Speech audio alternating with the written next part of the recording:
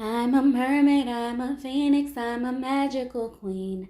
I can be anything that I wanna be. I'm a poet and I know it, plus a singer too. And I'm sharing my world with all of you. Hey everybody, it's me, your girl, Ariel Phoenix, coming at you with another Marrying Millions review, season 1, episode 5. So let's get into it. I forgot to say, don't forget to like, share, and subscribe. Okay? And let everybody know. All right, now we can get into it. So first we have Brianna and Bill. They are actually visiting his vacation house in Miami because he felt like, they needed to get away from it all with all the craziness that has transpired with his friend group and his ex-wife and all the socialites in Dallas, yada, yada, yada. Was it for him? Was it for her? I don't really know, because when he told it to us, he made it seem like it was for her. But when he said it to her, he made it seem like it was more about him. So I don't really know. But he wants to move to Miami, and he has not talked to her about it. Then he decides that he's going to take her to a yacht. It's yacht time, guys. I told y'all there would be another yacht on this show. I knew it. Millionaires always have to have yachts. So he wants to buy the yacht, and it is $175 million.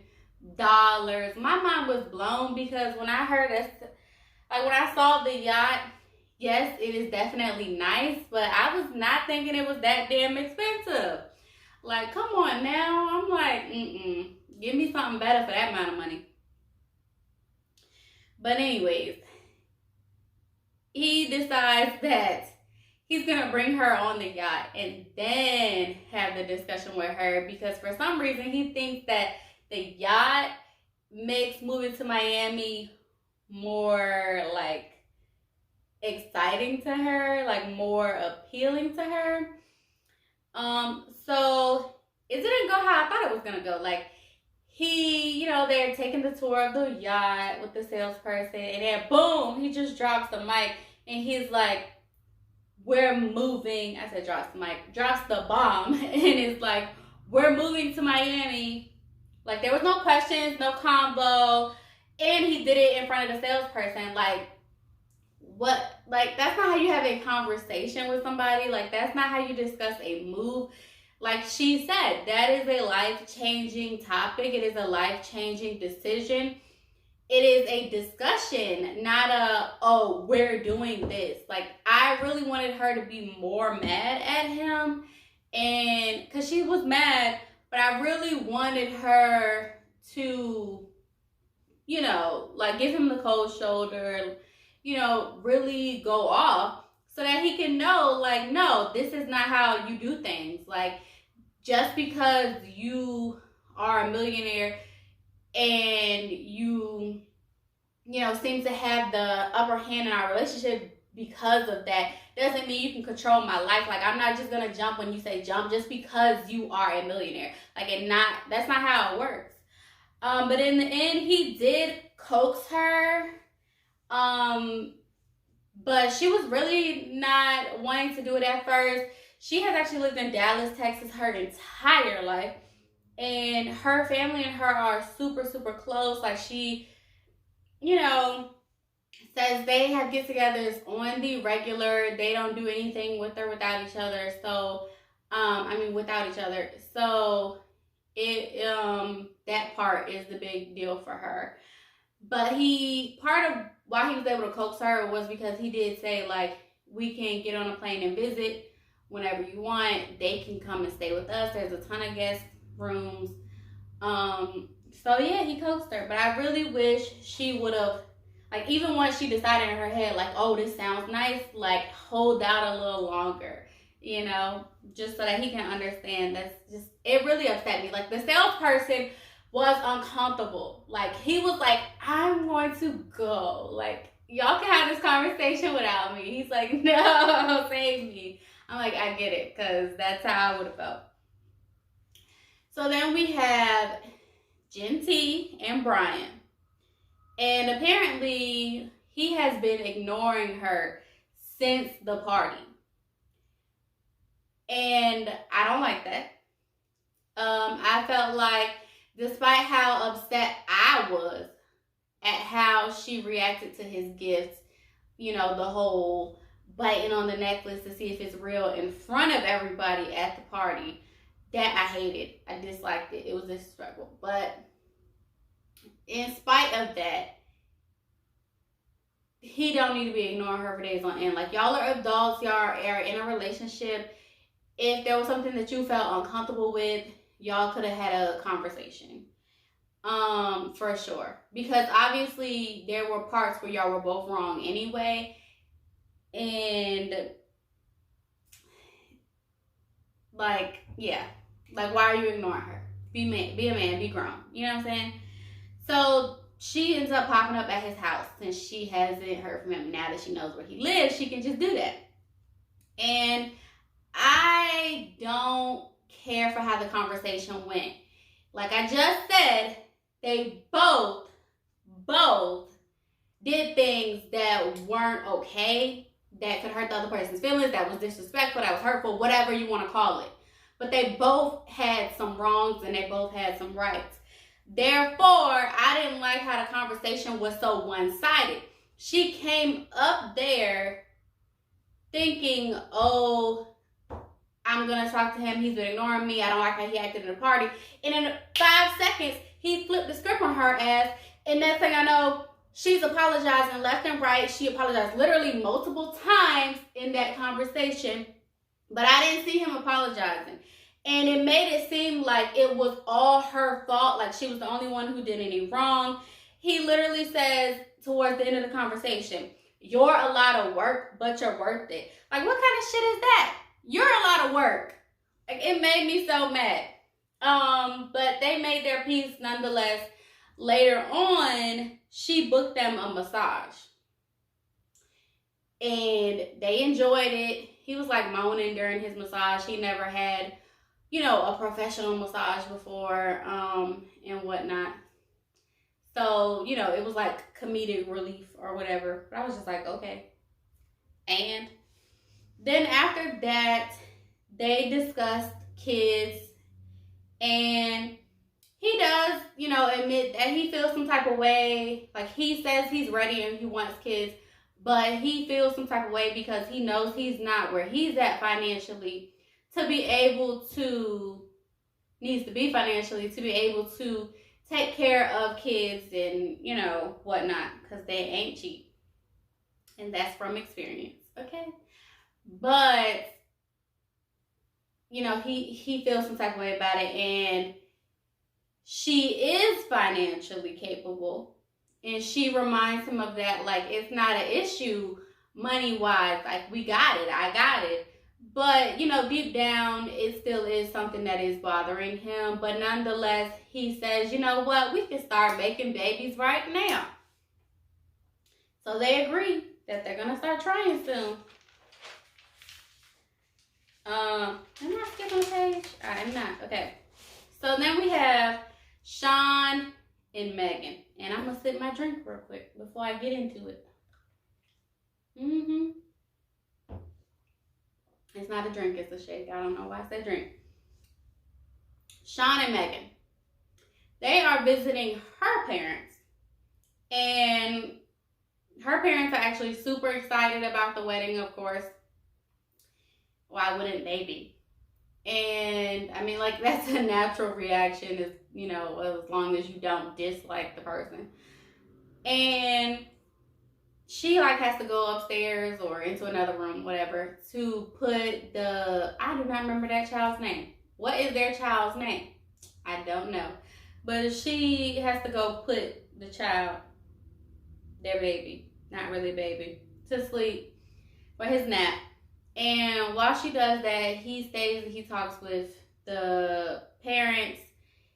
And and he admits to them, you know, that he is nervous, and they discuss the conversation with his dad. I believe his dad's name was Emilio. And they discussed the conversation he had with his dad, and her dad was actually very understanding. And he's like, I can see where your dad is coming from, given his experiences and everything that he's been through. So, like, I understand his fears and his concerns, but of course, we love you, we accept you, Megan loves you, and we're happy to have you, you know. So I was like, oh, that was a nice little moment between him, between Sean and the dad. I really did think that was sweet of him to try to understand all sides of it, because in general, I feel like 99% of things in life, maybe not 99, most things in life are not so one-sided, not so black and white when it comes to things that are dealing with the emotions, those type of things. That's why there's so much he said, she said, bullcrap in relationships, and so many different understandings of arguments. But anyways, moving on. He tells us that his dad's fears have really become his fears. He is 10 times, 100 times, 200 times more nervous and anxious and fearful than he was before. And in the back of his mind, he's thinking, prenup, maybe I need that. But he's not expressing these nerves and fears with Megan, causing her to be kind of panicky. Like, she can sense that something is off. She can sense that he is nervous, but nobody is talking about it. And apparently, like, a good amount of time has went by, according to the show. Now she's dress shopping, and it's like, he's been acting different. She's talking to her mom, saying he's been acting different, and da-da-da. She's not happy with the dresses that she tries on, and she, like, breaks down and cries, because it's actually been a good while that he's been acting different. It wasn't like just a couple days. Like, it was at least a couple weeks. And I almost pulled these headphones straight out trying to adjust my hair. And so she decides to finally ask him what is wrong. Thank you, Jesus. Y'all was just gonna not discuss things and think that was gonna work out. It's not. So she finally talks to him. And he tells her what he's told us, what he's told her dad, you know, and that is that he is fearful, that he is nervous, and that his dad suggests a prenup, and that he agrees that they should get a prenup, that it would not be a bad idea. I don't even think that he mentioned that his dad suggested it. I think he just said, the talk with my dad really got to me, and I think a prenup would be a good idea. I think it was more like he said something like that. I like how he did not throw his dad under the bus, but he threw Megan under the bus last time. Maybe he learned his lesson. I don't know. But she freaks out. I told y'all, hoes do not like prenups. I don't understand it. I do not understand it. I mean, definitely don't sign something if it's completely one-sided and against you, and it's like, Megan ain't getting shit if we divorce, okay? Don't sign that.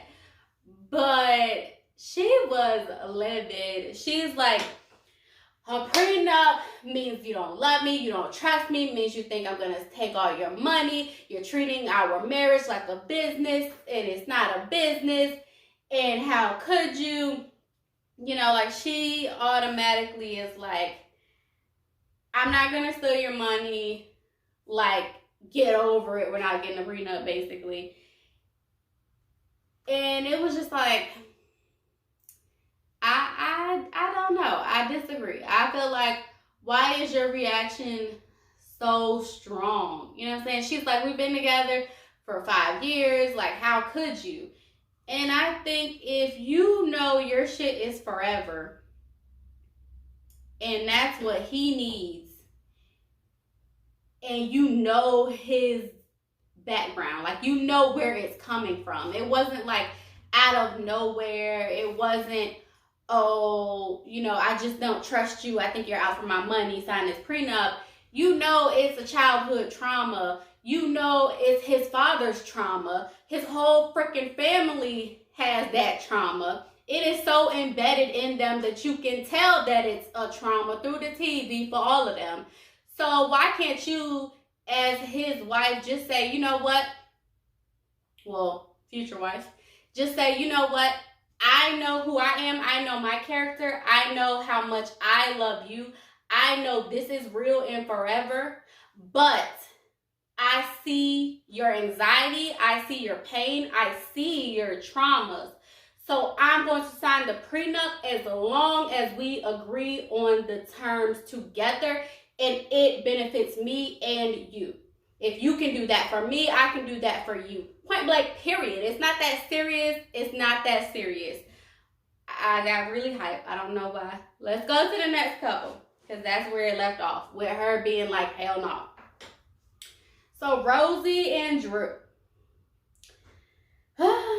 So Rosie and him, like, they wake up in bed together and they have a little, he's like, I'm gonna make breakfast. Didn't really look like he made anything. Looked more like he just cut up some fruit, but nonetheless, it was nice. They ate it. And she finally asked, well, I'm kind of wondering, how many women have been in this bed before? How many women have slept here? And he was like, quite a few. He was like, I don't know the exact number, but definitely a good amount. He has been upfront and honest about that the entire time. That he was a hoe before. Told y'all it was a hoe pad, okay? So I don't understand how this is now something you think about. Why didn't you think about it before? Anyways, he's like, what did you think I did when I was single? He admitted, she asked him, have you ever cheated on anyone in the past? And he admitted it. He was like, yeah. I think he said once or something like that. And she was like, well, how do I know you won't do that to me? Or something like that. Or she was like, did she find out? And he was like, I don't know and I don't care. And then she was like, well, how do I know you won't do that to me? And he was like, yes, I was the hoe in the past, but I'm different now. I found you. I want to settle down with you. Like, you're it for me, da da da. All that bull crap. So he is buying an engagement ring, and here we go again. People on these reality shows want to tell their whole business, their whole lives to the clerks, the cashier, all this stuff. He's telling her everything. Like, I can't believe I'm here again. Oh me, it's so scary to be getting married again. Like, okay, she ain't asked you all that. Just pick out your ring. And he had the exact details. Like, he was saying stuff that I don't know about rings. I'm not gonna lie. I don't know those kind of things. I just know I like what I see when I see it. But he was naming cuts and all this other stuff, and I was just like, it went over my head. But I knew he knew what he was getting. But apparently that's because Rosie told him to a T. She told him all the specific details of what she wants. So then Kate and Sean. So this episode, we find out that Sean is also a rapper. And then he compares himself to Jay-Z. He said, I'm like Jay-Z. I'm multifaceted, okay? I'm a rapper. I'm a millionaire. I'm this. I'm that. I'm this. I don't remember what the other stuff was.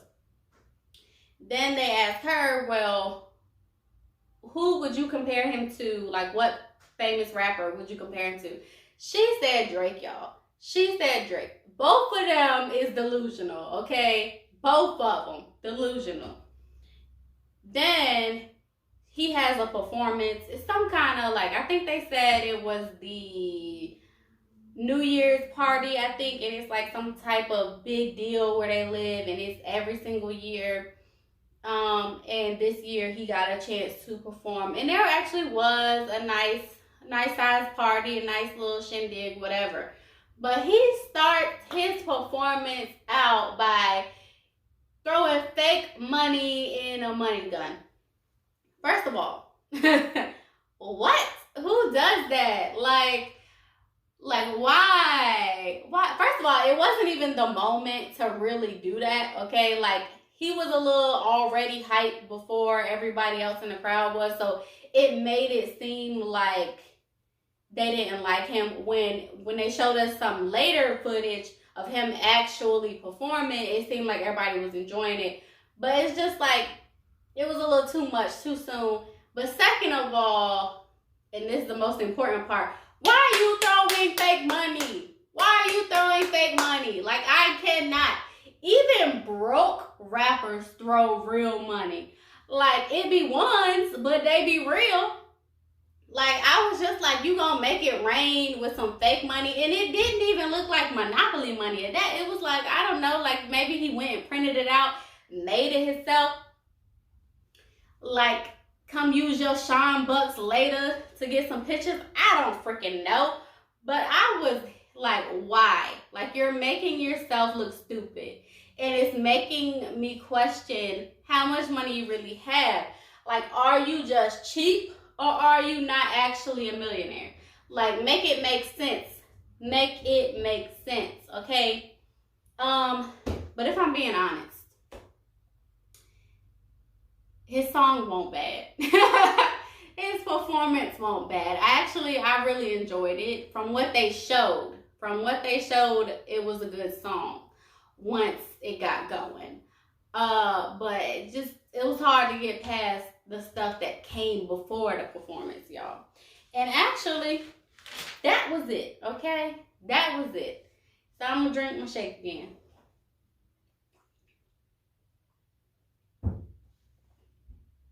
Because these couples had me like yelling and stuff, you know? They just be doing too much every episode. But that's what brings us entertainment, okay? So, I guess I will see you next time. And bye. Please, everyone, like, share, subscribe, tell your friends about me, and don't forget to hit the bell so you can get notified every time. Bye.